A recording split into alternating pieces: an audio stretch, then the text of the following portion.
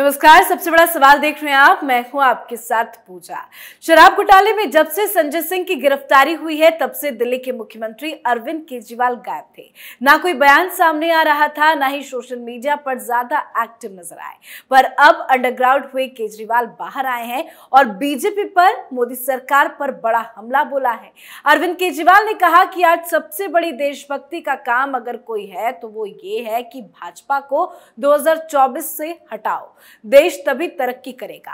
साथ ही केजरीवाल ने कहा कि अगर इंडिया अलायंस टिक गया तो 2024 में बीजेपी की सरकार नहीं बनेगी। अभी तक लोग कहते थे कि कोई विकल्प नहीं है, लेकिन अब इंडिया अलायंस को लोग विकल्प के तौर पर देख सकते हैं। तो आज अरविंद केजरीवाल के इसी बयान पर चर्चा करेंगे। मेरे साथ स्टूडियो में मौजूद हैं कैपिटल टीवी के editor in chief doctor Manish Kumar. Doctor साहब, बहुत बहुत स्वागत है आपका। धन्यवाद। ये सबसे बड़ी देशभक्ति की बात कर रहे हैं कि बीजेपी को हटाओ, ये कैसा बयान है? देखिए, मैं केजरीवाल के बयान पे तो आऊंगा, लेकिन केजरीवाल ने 2-3 फैसले भी लिए हैं जी। यूपी में संजय सिंह जो इंचार्ज थे जी। उसको वहां से हटा दिया, किसी दूसरे को बना दिया। मैंने आप देखिए कि किस तरह का एहसान फरामोश किस्म के व्यक्ति हैं। अभी 2 दिन पहले स्टार प्रचारक थे जी, और 2 दिन के बाद यूपी के इंचार्ज से उसको हटा दिया, और अब अचानक से इनको INDIA याद आ रहा है। तो ये INDIA जो याद आ रहा है कि अगर एक साथ टिक गया, ये अगर मगर बहुत करता है। ये हिंदुस्तान की राजनीति का नटवर लाल है। इसके हर वाक्य को अगर आप कायदे से डिकंस्ट्रक्ट नहीं करेंगे तब तक आप समझ नहीं पाएंगे, तब तक तो ये बेवकूफ बना देगा ये आपको जी। अब ये अचानक से कह रहा है कि अगर इंडिया टिक गया तो इंडिया टिकेगा कैसे? तो कांग्रेस की जिम्मेदारी है, ये इसकी जिम्मेदारी नहीं है। मैं इंडिया पे आऊंगा, लेकिन अचानक से जो साहब के जो तेवर और सुर बदले, तो भाई तुम अपने गांव जो गए थे, तुम्हारा जो बर्थ प्लेस है हिसार जी, हिसार में तुमने रैली शुरू की थी करीब 1 साल पहले कि let's make India great again. हैं, प्रधानमंत्री बनना चाह रहे थे। क्या हो गया? क्या हो गया? तब तो उस रैली में तुमने कांग्रेस पार्टी को भी गालियां दी, बीजेपी को भी गालियां दी। 2-3 महीने तक प्रधानमंत्री प्रधानमंत्री प्रधानमंत्री प्रधानमंत्री, गुजरात के चुनाव तक प्रधानमंत्री प्रधानमंत्री प्रधानमंत्री प्रधानमंत्री बनना है। और गुजरात के रिजल्ट के आने के बाद जहां तुम हार गए, जहां तुमने सबको बताया था कि हमारे पास IB की रिपोर्ट आ गई है, IB की रिपोर्ट आ गई है मेरे पास, भारी बहुमत से आम आदमी पार्टी की सरकार बन रही है गुजरात में, यही तुमने कहा था ना। और अपने चेले चपाटी जो एंकर्स हैं उसको चिट दे रहे थे। हैं, बड़े बड़े एंकर चुप हो जाते थे कि भाई बोलने दो इसको, पैसा लिए हुए हैं। पूछ देता था भाई सत्येंद्र जैन किस आरोप में बंद है, आपको मालूम है?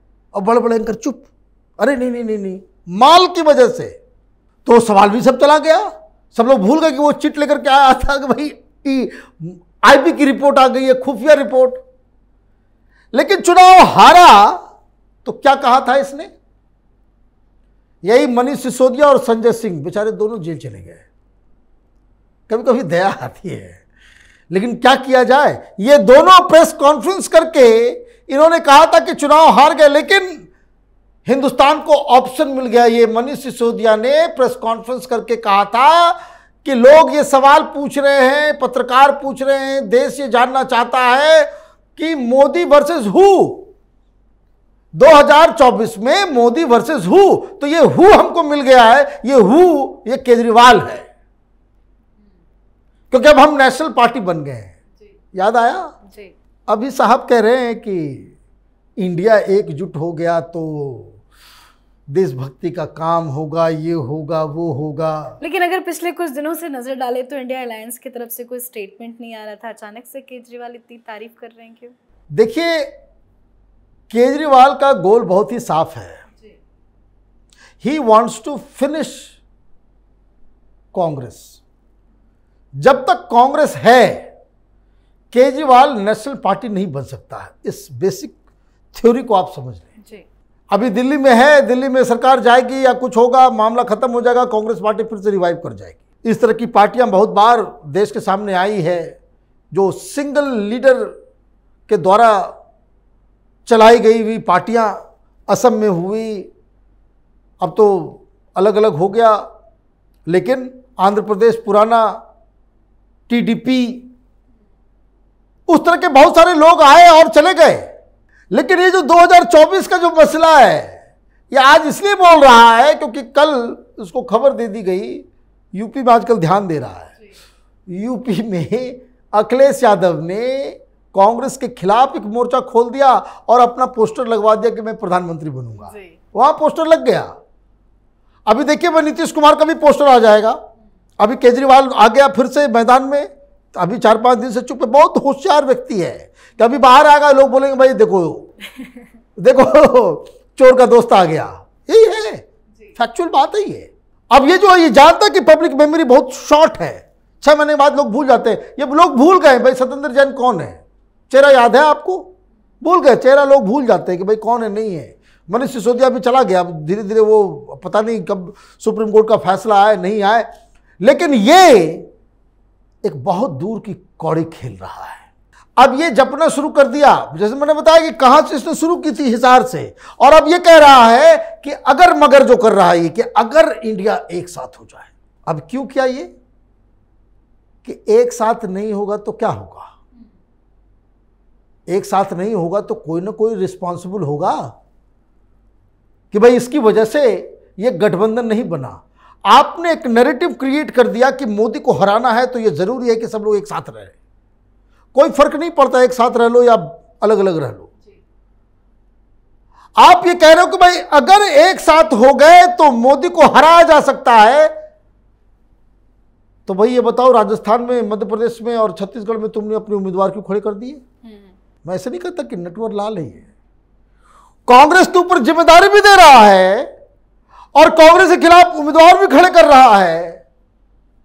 आप कांग्रेस को कॉर्नर में पुश भी कर रहे हो और ये कह रहे हो कि भाई सब एक साथ रहो। अब इसको ये बात समझ में आ गई कि भाई अखिलेश यादव भी नाराज, ममता बनर्जी भी नाराज, नीतीश कुमार भी नाराज, हम भी नाराज। तो एक ऐसा नैरेटिव क्रिएट किया जाए कि जिसमें ये गठबंधन तो होना है नहीं, इसको भी मालूम है, क्योंकि ये गठबंधन इसलिए नहीं होगा, ये पंजाब में भी सारी सीटों पर चाहता है और दिल्ली में भी 7 सीटों के ऊपर चाहता है। इसकी स्ट्रेटजी बिल्कुल साफ है कि 15 से 20 सीटें जो है आ जाए, कि ताकि हम फ्रंट रनर बन जाए और जब रिजल्ट आए तो कांग्रेस के हाथ से लीडरशिप छीन करके जो है किसी तरीके से कंफ्यूजन क्रिएट करके हम भी उसमें जो है चांस ले सकते हैं। This is his whole idea. 2014 में यही योगेंद्र यादव ने कान में फूंक के सुना दिया था इसको कि देखो अभी दिल्ली हम लोग जीत गए, पूरा देश जो है केजरीवाल को जो है महात्मा गांधी का नया अवतार मान रहा है। ये समझाते थे ये लोग। एन केन प्रकारेण भारतीय जनता पार्टी 150 से ज्यादा सीट नहीं ला पाएगी। अटल बिहारी वाजपेयी जब कुल जमा पूंजी उनके पास 182 था, ये तो कितना भी आगे बढ़ेगा, इतना पोलराइजिंग फिगर है। नरेंद्र मोदी 150 160 जाते जाते बीजेपी थक जाएगी तो थर्ड फ्रंट की सरकार बनेगी और 40-50 सीट अगर हमारे पास आ जाए तो फिर हम थर्ड फ्रंट बना करके हम प्रधानमंत्री बन जाएंगे। ये कैंपेन चलवाता था पैसे दे करके कि एक अटेम्प्ट में यूपीएससी, एक अटेम्प्ट में सीएम और एक अटेम्प्ट में पीएम 2014 में। इतना बड़ा फ्रॉड है ये। लोग भूल जाते हैं, उसकी बातों को याद नहीं रखते, इसलिए गच्चा खाते हैं जी। हम लोग भूलने वाले में से नहीं है, हम लोग याद रखते हैं। और इसलिए इसके आप ये करेगा यही कि नाउ इंडिया के अंदर एक और छोटा इंडिया बन रहा है।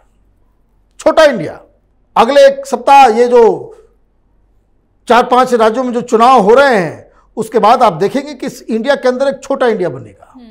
कुछ इंडिया से बाहर जाएंगे, कुछ छोटा छोटा इंडिया बनेगा और उस छोटे छोटे इंडिया में जो है ये केजरीवाल, ममता, नीतीश कुमार, अखिलेश यादव ये अलग इंडिया बनाएंगे। कांग्रेस पार्टी का इंडिया अलग होगा और वामपंथियों का इंडिया अलग होगा, तीन तीन इंडिया बनेगा। बस आप ध्यान रखिए। लेकिन केजरीवाल बहुत ही क्लास का एक्टर है इस पूरे खेल में। कांग्रेस पार्टी को छोड़ दीजिए, राहुल गांधी हर बार इसके झांसे में फंसते हैं और हर बार कांग्रेस पार्टी को नुकसान पहुंचवाते हैं। अभी राहुल गांधी कैसे उसको डील करेंगे उससे पता चलेगा। लेकिन फिर मैं कह रहा हूं कि इंडिया गठबंधन नहीं बना तो ये केजरीवाल और बाकी सब लोग मिलके कांग्रेस पार्टी को ही विलेन बनाने की कोशिश में जुट जाएंगे। बिल्कुल, बहुत बहुत धन्यवाद समझाने के लिए। धन्यवाद। तो अरविंद केजरीवाल ने पार्टी कार्यकर्ताओं को संबोधित करते हुए बीजेपी पर निशाना साधा है। उन्होंने कहा कि बीजेपी ने तरक्की का एक काम नहीं किया। आज देश के सामने महंगाई, बेरोजगारी और भ्रष्टाचार तीन बड़ी परेशानियां हैं। इन तीनों के लिए बीजेपी ने कोई काम नहीं किया। देश में अभी तक कहा जा रहा है कि इनका कोई विकल्प नहीं है, लेकिन अब इंडिया गठबंधन है। पर विपक्ष के अंदर क्या चल रहा है, विपक्ष कितना एकजुट है, ये अब किसी से छिपा नहीं है। इस पे आप अपनी राय कमेंट कर लिखें। देखते रहिए कैपिटल टीवी। नमस्कार।